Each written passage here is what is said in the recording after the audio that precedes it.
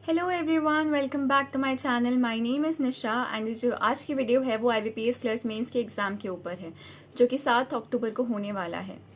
Now जो भी मैं यहाँ पे बोलूँगी वो अपने एक्सपीरियंस के अकॉर्डिंग बोलूँगी क्योंकि लास्ट ईयर मैंने भी एग्ज़ाम दिया था IBPS क्लर्क मेंस का एंड फर्स्ट अटैम्प्ट में आई क्लियर्ड इट। आप लोग वीडियो में जाके देख सकते हो कि मैंने कौन से बैंक में मुझे अलॉटमेंट हुआ था। मैंने दिल्ली से फिल किया था IBPS क्लर्क, ठीक है। Right now I am also working and ये जो वीडियो है वो सिर्फ एक्सपीरियंस के ऊपर रहेगी कि हाँ मेरा क्या स्ट्रैटेजी रहती है, मैं कैसे अप्रोच करती हूँ क्वेश्चंस को एंड इवन फुल एग्जाम को भी, ठीक है। नाउ अब जिस लोग स्टार्टिंग से मुझे फॉलो कर रहे हैं उनके मन में एक डाउट ज़रूर होगा कि मैं इतने टाइम से गायब थी। Since 3 to 4 months I was not uploading any video, I was not online इतना ज़्यादा on Telegram also and on YouTube obviously.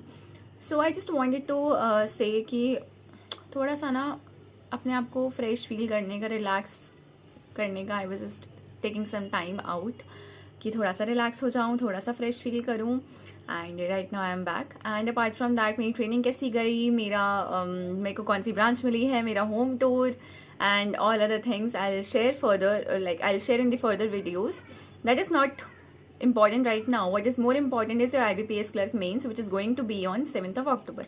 So right now we are going to talk about that only. Now आज 5 अक्टूबर हो चुकी है and मैं बिल्कुल भी आपको नहीं बोलूँगी कि आप कोई भी क्वेश्चन आप इंग्लिश और करंट अफेयर्स अभी आप देख सकते हो, ठीक है।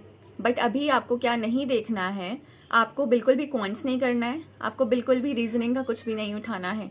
लास्ट के 2 दिन हैं 5 और 6 अक्टूबर, तो प्लीज़ थोड़ा सा खुद को टाइम दो, रिलैक्स करो। अभी आप ये टाइम यूटिलाइज कैसे कर सकते हो, इंग्लिश की मैराथन सेशंस चल रही हैं अनअकैडमी के यूट्यूब चैनल पे भी। विशाल सर हैं वो पढ़ा रहे हैं वहाँ पे, जस्ट मैंने क्योंकि अभी देखा था, तो वहाँ पे वो उनकी डेली के मेंस के सेशंस होते हैं, तो आप प्लीज़ वहाँ पे जाओ, वहाँ पे आप थोड़ा इंग्लिश का प्रैक्टिस कर सकते हो, मेंस लेवल की जो इंग्लिश होती है।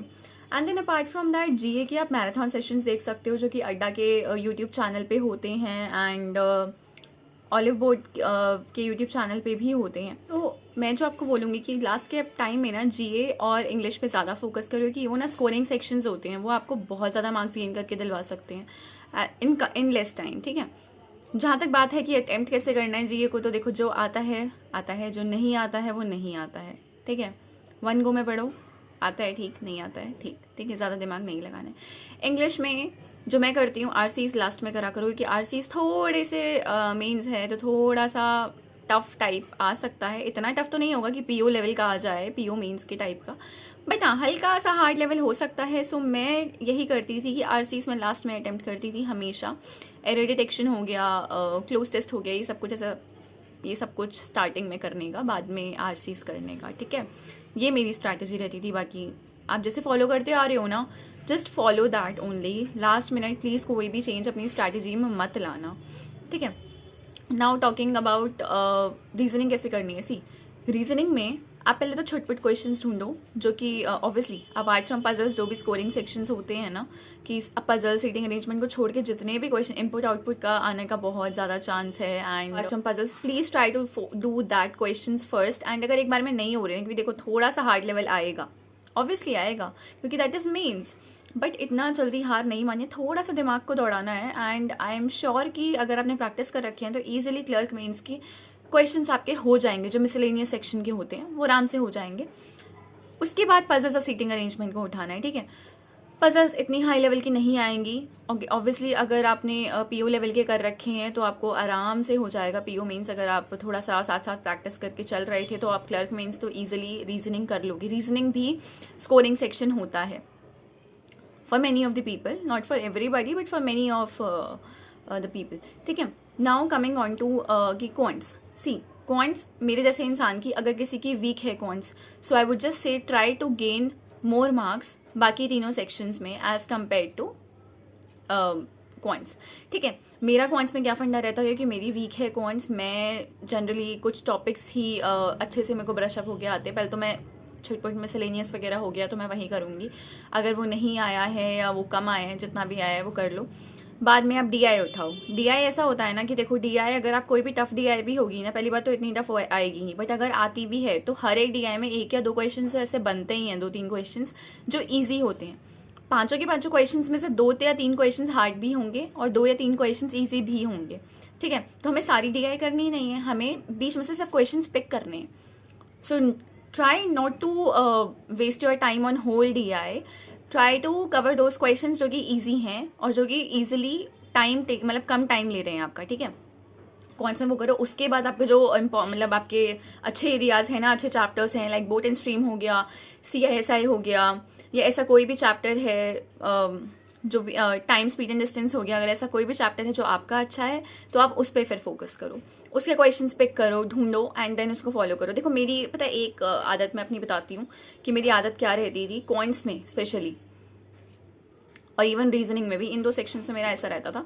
जैसे रीजनिंग में ना मैं रफ शीट के साइड में ना मैं लिख लेती थी कि कौन कौन से क्वेश्चंस पे पजल्स हैं, ठीक है। और जो कि पजल्स, देखो पजल्स में भी ना एक एरिया होता है कि कौन सी पजल्स मेरे लिए आसान है, कौन सी पजल्स मेरे लिए मुश्किल है। जैसे मेरे लिए ना वो जो फ्लैट एंड फ्लोर वाली पजल्स होती हैं वो थोड़ा सा मेरे को समझ में नहीं आ पाती है इतना अच्छे से, बाकी पजल्स मैं ईजिली कर लेती हूँ, ठीक है। तो अगर मेरे को कोई प्रेफरेंस देगा कि मैं फ्लैट फ्लोर वाली बाद में ही करूंगी और बाकी पजल्स में पहले करूंगी, तो मैं वो साइड में क्वेश्चन नंबर लिख लूंगी कि हाँ मुझे कौन सी पजल पहले पहले करनी है एंड बाद में मुझे उस पर अप्रोच करना है। इससे क्या है ना, मेरा बार बार क्वेश्चन ढूंढने में टाइम वेस्ट नहीं होगा। See here we are talking about कि कैसे हम अपना टाइम सेव करें और मैक्सिमम क्वेश्चंस अटेम्प्ट करें। So I am just going to tell you my experience how I use to do it. तो साइड में आप प्लीज क्वेश्चन नंबर लिख लो, जो जो क्वेश्चंस आपको फाइनली अटेम्प्ट करनी है एंड किस ऑर्डर में करनी है, ताकि आप बार बार अच्छा वो वाली इन आउट वाली पजल कौन से क्वेश्चन पे थी वो आप ढूंढने में टाइम ना वेस्ट करो, ठीक है। अपार्ट फ्रॉम दैट अगर आपको लिखना नहीं है आप उसको मार्क फॉर रिव्यू भी कर सकते हो उन क्वेश्चंस को, बट स्टिल टाइम लगेगा ढूंढने में मार्क फॉर रिव्यू वाले, क्योंकि आप 5-6 क्वेश्चन तो करोगे। So it's totally your choice, I use to do in that way. Now coming on to coins का भी मैं सेम यही करती थी कि DI कौन कौन से क्वेश्चंस पे पढ़ रही है एंड कौन कौन सी मुझसे डुएबल है, मैं वही करती थी, ठीक है। ये मोटा मोटा मेरी स्ट्रैटेजी रहती थी करने की। अगर इसके अलावा आप लोगों को कोई भी डाउट हो तो आप मेरे को कमेंट सेक्शन में पूछ सकते हो।